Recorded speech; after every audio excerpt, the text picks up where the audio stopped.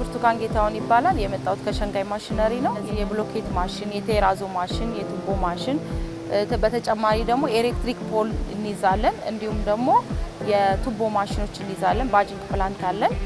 የኢትዮጵያ ታምርት ፋይዳ ካሉት ከሌሎች ድርጅቶች ጋር ግንኙነት እናደርጋለን። የስራ ልምድ እንቀያየራለን። ፕላስ ደግሞ የገበያ ትስስርነቱም ጥሩ ነው። በጣም ብዙ ከስተመሮች እናገኛለን። ለምሳሌ ያለፈው አምና ላይ ተሳትፈን ነበረ።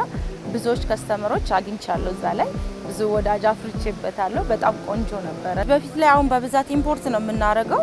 አሁን ላይ ግን እዚሁ አገር ውስጥ እየተገጣጠሙ ነው ያሉት። ከውጭ የውጭ ምንዛሬውም ችግርም ስለነበረ በፊት ላይ፣ አሁን ላይ ግን አገር ውስጥ መሆኑ ለህዝቡም ጥሩ ነበር፣ ለአካባቢው ሰውም ጥሩ ነው። ምክንያቱም በአካባቢያችን ላይ የፈለግነውን ነገር ማግኘት ስለምንችል ሁሉንም ነገር የሚሰሩት የኛ ልጆች ናቸው። ለምሳሌ አሁን ሞልድ ሲሰራ፣ ሚክሰሮች ሲሰራ ብየዳው ነው የኛ ሀገር ልጆች ላይ በደንብ ተሰርቶባቸዋል። አሁን የኛዎቹ ልጆቻችን በደንብ ይገጥማሉ፣ ይሰራሉ። ሁሉንም ነገር ማሽንም ችግር ሲኖር ሂደው ፊክስ ያደርጋሉ። የስራ እድል በጣም ነው የሚከፍተው። ሁለተኛ ነገር ደግሞ የኛ ልጆችም ደግሞ ሙያውን በደንብ ደምደውታል። አሁን ላይ የውጭ ዜጋ አያስፈልገንም። በእኛ በሀገር ልጆች ይሰራል ሁሉም ነገር። ሀገራችን አሁን እንደምታያት ግንባታ ላይ ነው ያለችው እና አስፈላጊ ነው የኮንስትራክሽን እቃዎች፣ እነዚህ የብሎኬት ማሽኖች፣ ሚክሰሮች፣ ባጂንግ ፕላንቶች ሁሉም ነገር አስፈላጊ ስለሆኑ ያንን ነገር ሀገር ውስጥ መገኘቱ ለሀገሪቷ ጥሩ ነው። እነዚህ ሞተሮች ምናምን ከውጭ ስለሚመጡ ትንሽ እንቸገር ነበር በፊት ላይ የውጭ ምንዛሬ። አሁን ላይ ግን ያው በራሳቸውን ገንዘብ ማምጣትም ስለተቻለ ኢንዱስትሪ ሚኒስቴርም ደግሞ ድጋፍም ስለሚያደርግልን በሱ አሁን ያለው ችግር ቀርቷል ብያለሁ። ሰለሞን ታደሰ እባላለሁ። ከቬሎክስ ኢምፖርት ኤክስፖርት ነው የመጣሁት። ይሄ ፔጋሰስ ኢንጂነሪንግ ይባላል። ሲስተር ካምፓኒው ነው። በሜታል ኢንዱስትሪ ዞን እንትን ውስጥ ነው የሚሰራው። ድርጅታችን ከተቋቋመ አሁን ወደ 11 ዓመት አካባቢ ሆኖታል። መጀመሪያ በማምጣት ላይ ነበረ። አሁን ደግሞ የተበታተነውን በማምጣት እዚህ በመገጣጠም ላይ እና ከፊል አካሎቹን ደግሞ በመገንባት ላይ ነው የሚገኘው። የኢትዮጵያ ታምርት ያለው እንትን ጠቅላላ ለሀገሪቷም ካለው እንትን አንጻር በጣም ከፍተኛ አስተዋጽኦ እያደረገ ነው የሚገኘው።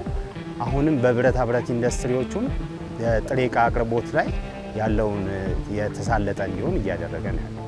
አሁን ያለው ትልቅ ትኩረት ነው የተሰጠው። እንደ አምራች ደግሞ አንዳንድ ጊዜ እዚህ ሀገር የሚመረቱ ምርቶች ሲባሉ ጥራት የሌላቸው እና ዝቅተኛ ተደርገው የሚታሰቡ ነበሩ። አሁን በጣም በከፍተኛ ሁኔታ መኪና ማምረት ከተጀመረ ሌሎቹን ደግሞ ከውጭ ገዝተን የምናስገባቸውን ነገሮች እዚሁ እያመረተን በራሳችን ምርት ማገልገልና ህብረተሰቡን መጥቀም ችለናል ማለት ነው። እኛ አሁን ምስራቅ አፍሪካ ውስጥ ስንገኝ አሁን ጁባ ሳውት ሱዳን አካባቢ ያለው ሙሉ ልናገኝ እንችላለን። ወደ እነሱ አካባቢ የተለያዩ ሀገሮች ከኛ ቅርብ ከሆኑ ጂኦግራፊካሊ ጥሩ ቦታ ስላለ ከኛ አምርተን ለተለያዩ የአፍሪካ ሀገሮች ተደራሽ ማድረግ እንችላለን። ኤክስፖ ለኛ በተለይ 3 ነገር ነው ያለው ብለን ነው የምናምነው። አንደኛ እርስ በርስ አንተዋወቅም ነበረ። አምራቾች እርስ በርስ እንድንተዋወቅ እድል ፈጥሮልናል።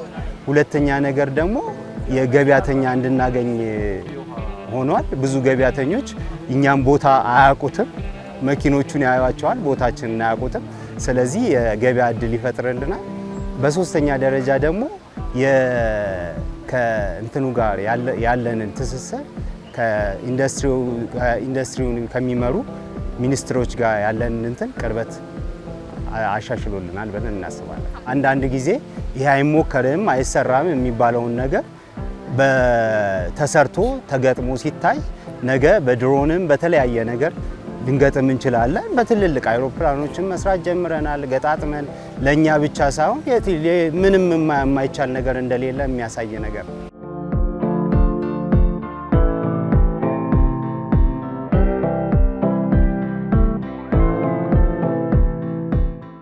ዮናስ እባላለሁ። ይሄ ዮናስ ሶሉሽን ሜታል ወርክ ወይም የማሽነሪ ማምረቻ ድርጅት ነው።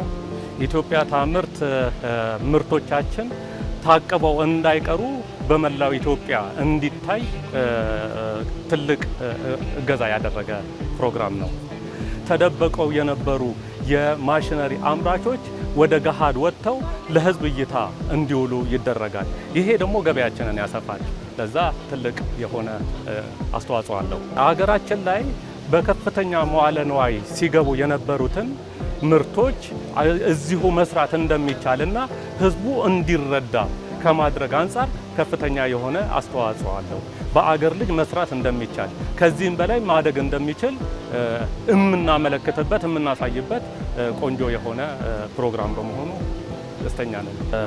አሁን እንደዚህ አይነት ድርጅቶች በሚደገፉበት ወቅት ይህ ማሽን ለምሳሌ እንደ ምሳሌ አንድ ይሄን ማሽነሪ ብናሳያችሁ ይሄ ማሽን ሲሰራ በስራ ቦታችን ላይ እስከ 20 እስከ 30 ሰራተኞች እናንቀሳቀሳለን። የበለጠ ውጤት ያለው ደግሞ ይሄ ማሽን ወስደው ቦታቸው ላይ በሚያስቀምጡበት ሰዓት ከ200 ያላነሱ ሰዎች ስራ ላይ ይሰማራሉ። ይሄ ማለት ጀስት ለሰውየው ቡና ፈለፈለ ብቻ ሳይሆን ፋብሪካ ገነባ። አንድ ሰው አይደለም የሚገዛው፣ በጣም ብዙ ሰዎች ይገዛሉ። እነዛ ሰዎች ሁሉ በየአካባቢያቸው ቢያንስ ከ150 ያላነሱ ሰዎች ወደ ስራ እንዲገቡ ያደርጋል እና ከዛ የተነሳ እዚህ ጋር ብቻ አይደለም የሚቆመው። በጣም ብዙ ብራንቾች ይከፈታሉ። ብዙ ሰው ወሳጆች አሉ። እነዛ እያንዳንዱ 200 ሰው ሲይዙ በጣም ብዙ ስራ አጦች ወደ ስራ የሚያሰማራ ፕሮጀክት ነው።